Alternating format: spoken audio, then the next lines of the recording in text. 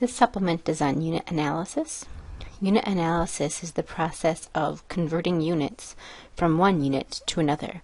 For example, if I want to convert 14 inches into centimeters, I'm going to use a process called unit analysis. And what I would do to begin unit analysis is start with the units I'm given, 14 inches, and multiply by a fraction. It's in a way such that I can convert from inches into centimeters. So my fraction needs to have a fact in it, a fact that will tell me how many centimeters are in an inch, inches in a centimeter, whatever the case may be. So even before I know my fact about centimeters and inches, I know that I want this set up in a way. 14 inches is of course 14 over 1. As a whole number, you can put it over 1. I want this set up in a way that having inches in the top and inches in the bottom will cause those to cancel when I multiply the two fractions together, giving me a result left over that's in centimeters. Now, like the top of this page says, there's an additional materials section at the end of the horseback that contains a conversion fact for unit analysis sheet. Let me go ahead and pull that up right now. The conversion for unit analysis is going to tell us some facts about, let's see, I'm looking for the one that's going to have inches and centimeters. There we go. So it tells us that 1 inch is equal to 2.54 centimeters.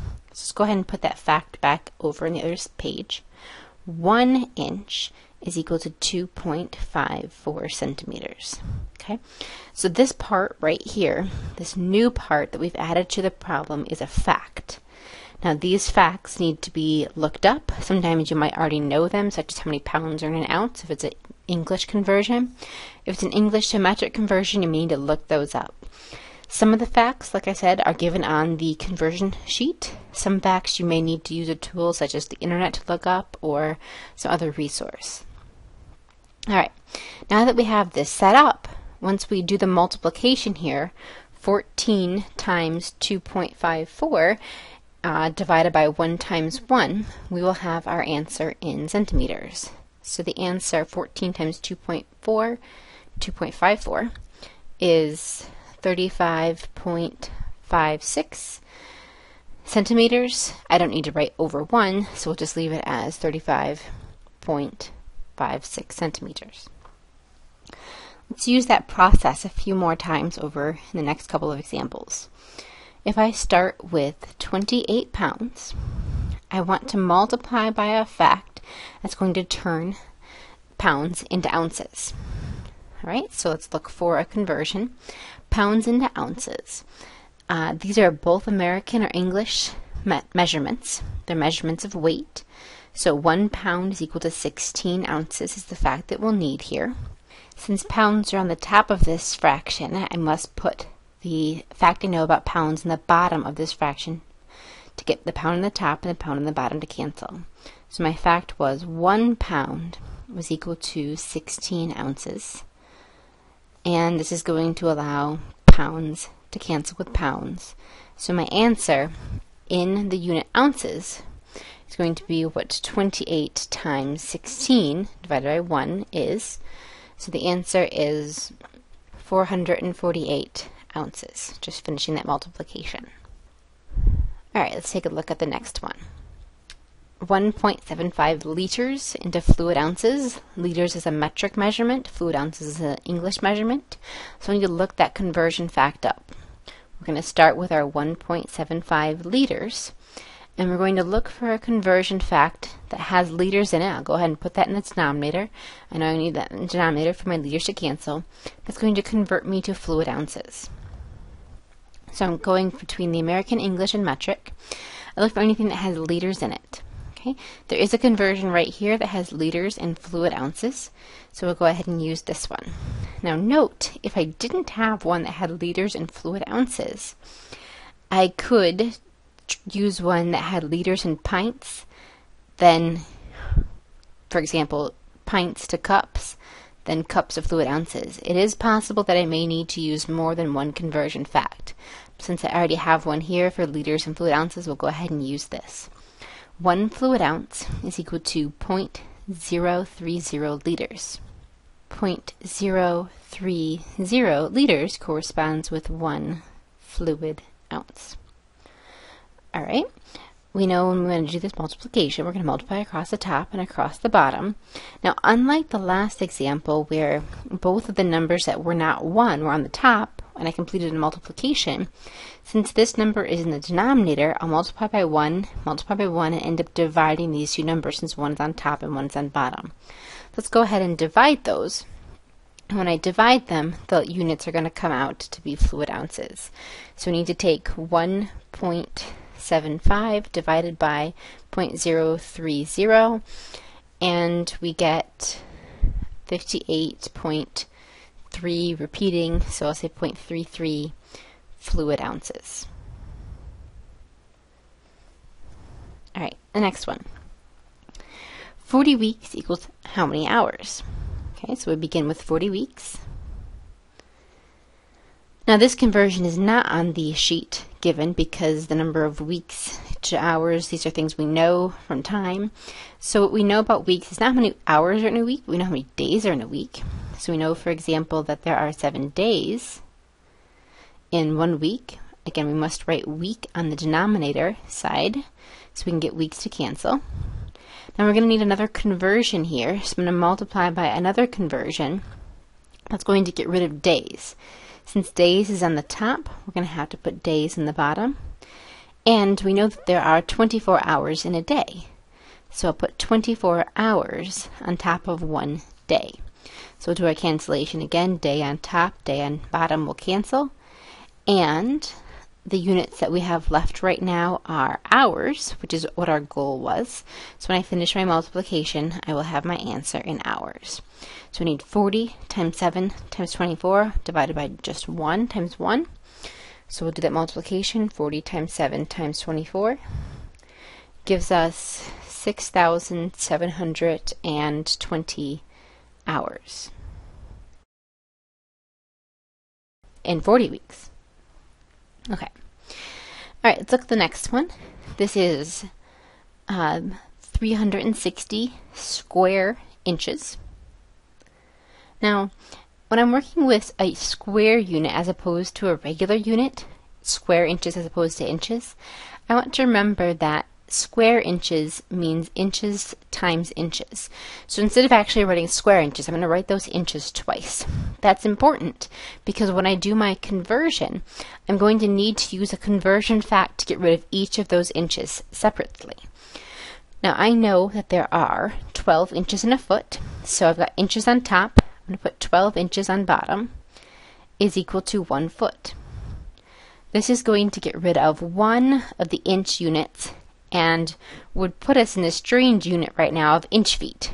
I don't want to be in inch feet, I would like to be in square feet. So we convert again. Let's get rid of this inch with another conversion. Again, we know that 12 inches is equal to 1 foot. That's going to allow us to get rid of inches on top and bottom here. And my units now will be feet or square feet. So what I have now is 360 times 1 times 1, so 360. Change to black again. So 360 divided by 1 times 12, or 144. And the units are square feet, or feet times feet. Let's finish that division.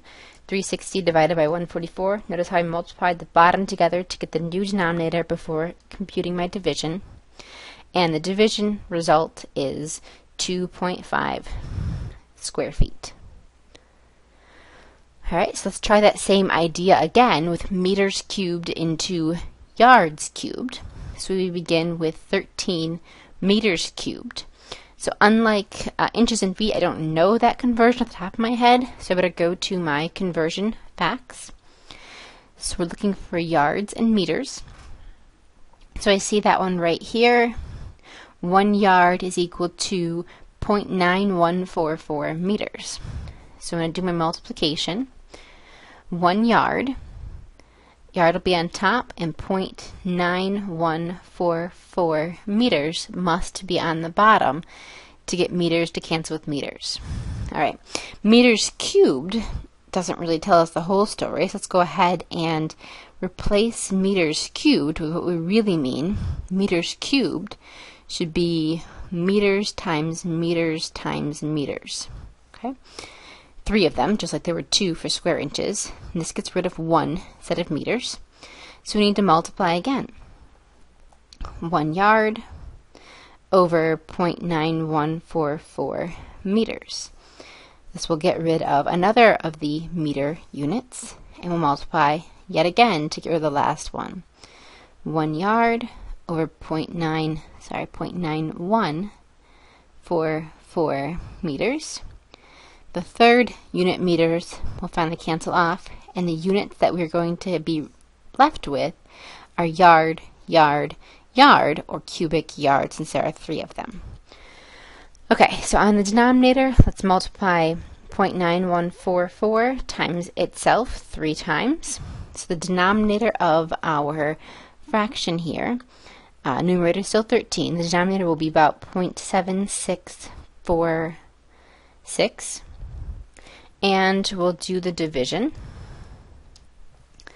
to get the final answer here of about 17.003, if I've done my division correctly. So I'll say 17.0 cubic yards. All right, there's a couple more examples on the next page. These examples are listed as word problems, so let's take a read.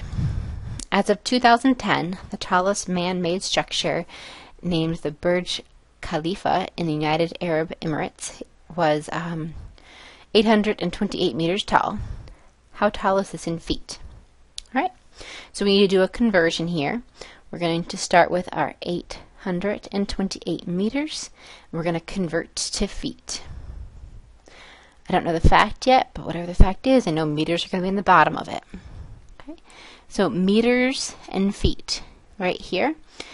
The fact belonging to meters is 0.3048, and that corresponded with 1 foot. That will cancel the unit meters and leave us with the unit foot, which is exactly what we want. So if I finish that division, I'll have my conversion. So my division leads us to 2,716.54 feet. Look at the next example. Red meat production in Iowa is 585 million pounds per year. Per is a division word.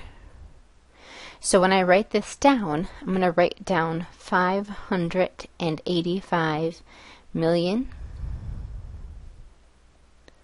pounds per year, because per is a division, year is going to go on the bottom with the 1 for my unit analysis.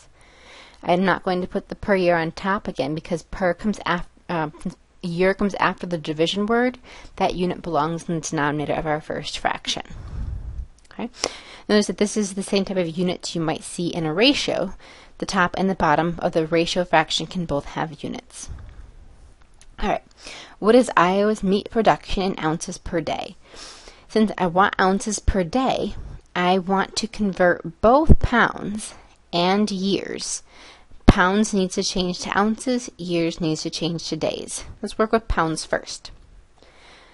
Okay, we know that there are 16 ounces in 1 pound.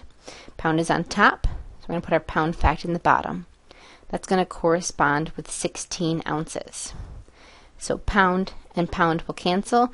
The current units are now ounces and per year, ounces per year. Okay, so let's continue working here. We want to get rid of year now. So we're going to have to put, since year is in the denominator, we have to put our unit year on the top. And what we know about years and days. We know that there are 365 days in 1 year.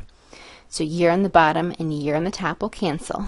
The leftover units, the units our answer is going to be, will actually be in million ounces per day. Right? So let's do the multiplication across the top and across the bottom, and finally our division. So we need to do 585 times 16. On the top, that gives us 9,360. On the bottom, do that division the bottom would be 1 times 1 times 365. And finally, that division to get our final answer of about 25 point, if we round this, about 25.64 million ounces per, I'm using a division sign right there for the per day. All right. 2 more examples. Let's look at part C. A driver travels at 50 miles per hour. Just like the last example, that per is in the problem. So we'll start with 50 miles over 1 hour. 50 miles per hour. I just drew a division symbol through the word per. And let's see where we want to go. We want to go to meters per second. So I'm going to change miles to meters and hours to seconds. Let's start with miles. All right, miles to meters. I need to look this one up. I can go miles to kilometers. So let's go ahead and start there because I do know how to convert kilometers to meters using the metric prefixes. 1 mile is 1.6093 kilometers. So miles is on top. That'll put miles in the bottom.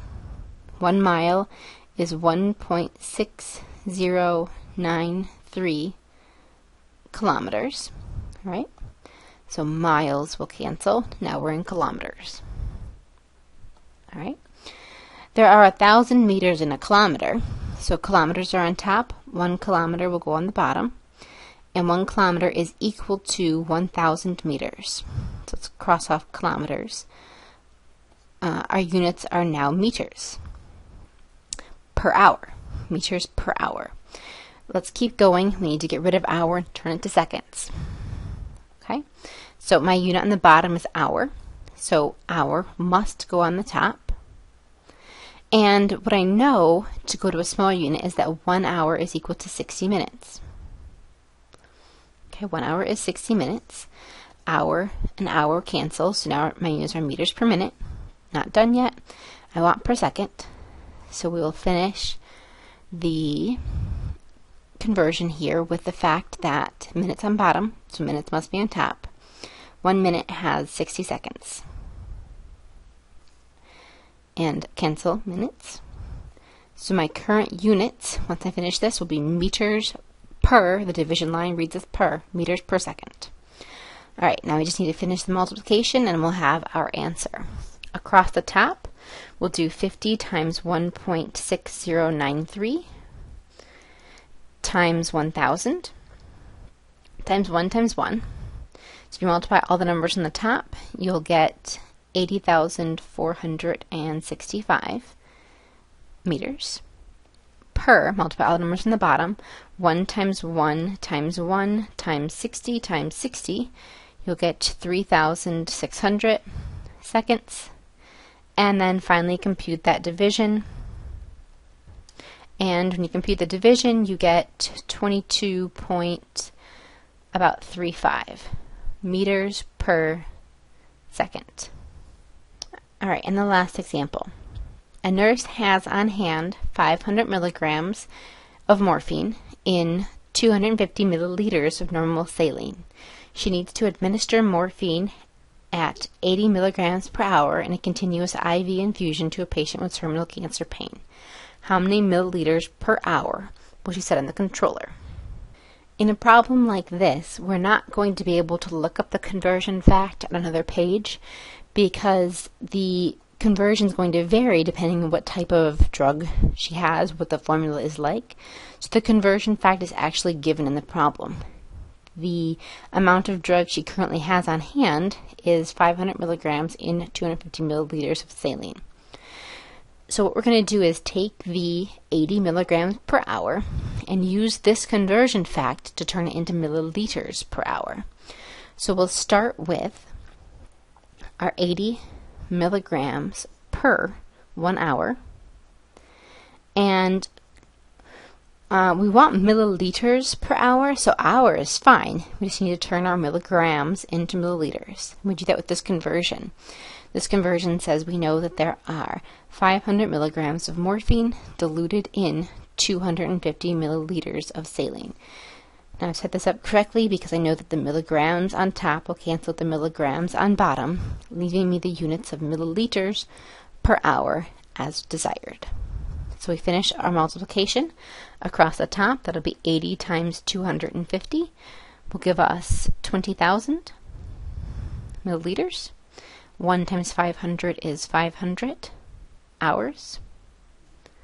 And finishing the division gives us 40 milliliters per hour is the rate you need to set on the controller.